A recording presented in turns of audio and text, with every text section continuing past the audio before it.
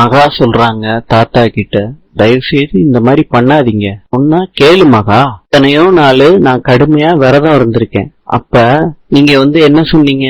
சாமி உன்னை விரதம் இருக்க சொல்லிச்சான்னு கேட்டீங்கல்ல தாத்தா. நீங்க சொல்லி நான் அப்ப ஜூஸ் எல்லாம் குடிச்சேன். நான் சொல்லி நீங்க சாப்பிடாம இருந்தீங்கன்னா நல்லாவா இருக்கு? என்ன பேசி மடக்காதம்மா, வேண்டான்னா விட்டுரு. தாத்தா, நான் வீட்டுல தானே இருக்கேன், என்ன துரத்திட்டாங்களா? வீட்டுல இருக்க டேபிள் சேர் எல்லாம் இருக்குமா, அங்கேயேதான் இருக்கு. அதே மாதிரிதாம்மா நீயும் இருக்க. இப்ப நார்மலா இல்லம்மா, பழைய மகாவா இருந்தா அவ்வளவு சிரிச்சுக்கிட்டு கலகலன்னு பேசுவாம்மா என்கிட்ட. நான் பண்ணது அவ்வளவு பெரிய தப்பு தாத்தா. என்னதான் எங்க அக்காவை காப்பாத்த இப்படி பண்ணாலும் நான் செஞ்ச தப்பு இல்லன்னு ஆயிருமா தாத்தா? நீங்க வேணா என்ன மன்னிக்கலாம். அவர் மனசு எவ்வளவு கஷ்டப்பட்டிருக்கோம் முதல்ல தெரிஞ்சப்ப நீங்க எவ்வளவு வருத்தப்பட்டீங்கன்னு எனக்கு தெரியும் தாத்தா. நீங்க உங்க லெவலுக்கு கோவத்தை காட்டுறீங்க, அவர் லெவலுக்கு கோவத்தை காட்டுறாரு என் மேல. ஆக மொத்தத்துல நான் செஞ்சது தப்பு தானே தாத்தா? ஏதாவது தப்பு பண்ணா அவருக்கு கோவப்படுறதுக்கு முழு உரிமையும் இருக்கு. அதுக்காண்டி நீங்க சாப்பிடாம இருக்க கூடாது தாத்தா. இந்த கோவத்துல நியாயம் இருக்கத நான் புரிஞ்சுக்கிட்டேன் தாத்தா. அதுக்காண்டி நீங்க தண்டனை அனுபவிக்க கூடாது தாத்தா. அந்த குற்ற உணர்ச்சியே என்ன கொன்றும் தாத்தா. சாப்பிடலாட்டி நானும் சாப்பிடல தாத்தா. நீ மாத்திட்டிய மகா. சாப்பாட சாப்பிடுறேம்மா, மருந்தும் சாப்பிடுறேன், டாக்டரையும் பாக்கணும் தாத்தா. பாக்குறேம்மா, எல்லாம் உனக்காண்டிதான், வேற யாருக்காண்டியும் இல்ல, சரியா? சரி தாத்தா. ஐயோ, நீங்க நல்லா இருக்கணும் தாத்தா. சூர்யா மகா கிட்ட தேங்க்யூன்னு சொல்றாரு.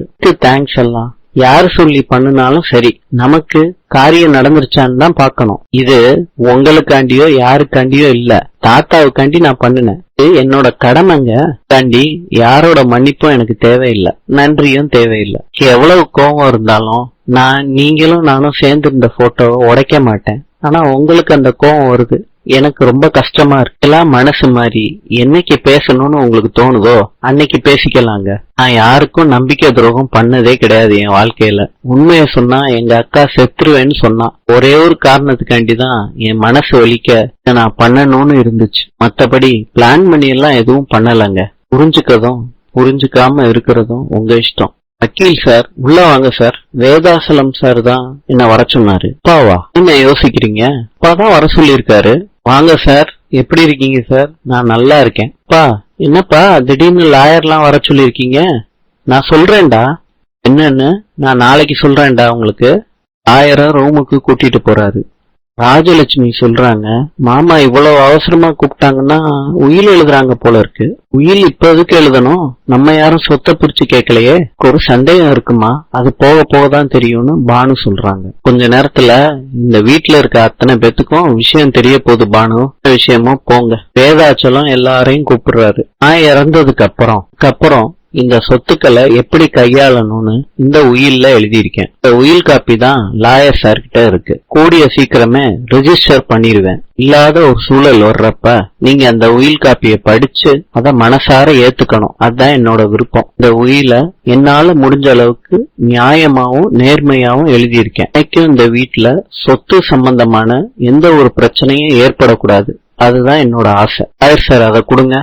லாயர் கைய பிடிக்கிறாரு. என்ன தாத்தா இது உயில்பா? கிழிச்சு போடுறாரு சூர்யா. என்னடா பண்ற? இப்ப யாருக்கும் இந்த உயிலோட அவசியமே கிடையாது. இதுக்காண்டி எழுதுனீங்கன்னு எனக்கு புரியல. ஏன் இன்னும் பல வருஷத்துக்கு நல்லா இருப்பீங்க.